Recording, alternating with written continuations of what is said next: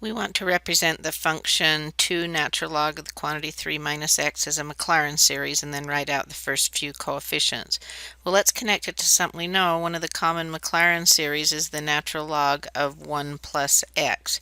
So let's rewrite this function so we can utilize that.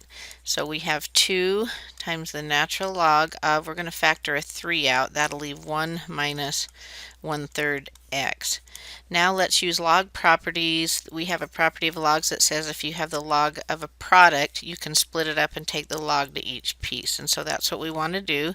So we have 2 natural log of 3 plus 2 natural log of 1, and we're going to write this as plus a minus 1/3 x, so we can clearly see how to utilize what we know down here.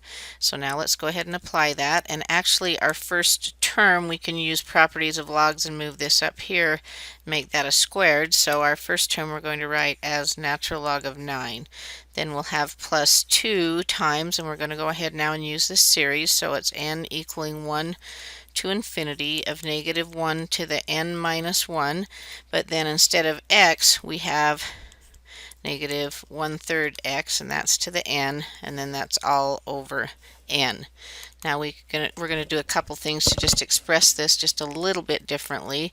Inside here we have a negative, so that's negative 1 to the n. If we moved it outside, we could combine it here by adding exponents, and so we could make it a plus here and make this a 2n minus 1. And then let's go ahead and take this 2 and put it right in front here so we don't lose it as we're computing things. Alright, so now to write our coefficients, our first coefficient, we've already got it here, is the natural log of 9. And then to find c sub 1, we would put 1 in this formula. We can see that on this negative 1, 2n minus 1, whatever you put in here, you have an even number, subtract 1, so it'll always be odd, so it'll always make things negative.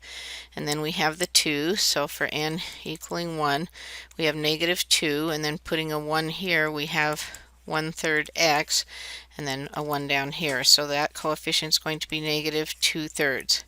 Now if we let n equal 2, we would still have our negative 2, and then here where we have a 2, that would be 1/9 x squared, and then that would be over 2. So our 2's would cancel, so our c sub 2 is going to be negative 1/9. Now if we let n equal 3, we still have our negative 2. We have 1 over 27 x to the third, and then that's over 3. So our c sub 3 is going to be negative 2/81.